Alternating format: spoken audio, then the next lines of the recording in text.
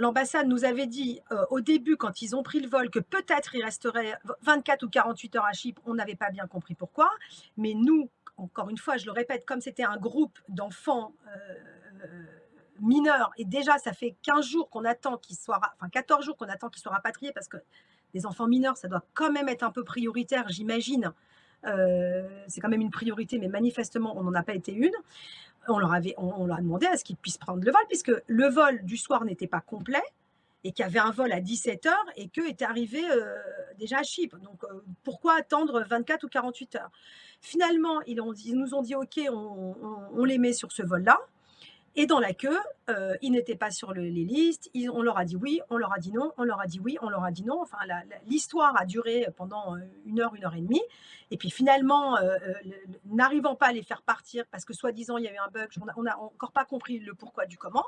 Les enfants sont restés sur le. Il y a un des seuls enfants qui a réussi à partir, je ne sais pas pourquoi, ne me demandez pas pourquoi, et les autres n'ont pas réussi à partir. Ils sont restés sur le tarmac et ils ont été, du coup, donc vous imaginez l'état de stress quand même, parce que ça fait quand même, on y était depuis la journée, ils étaient prêts à rentrer, ils avaient un pied dans l'avion, hein.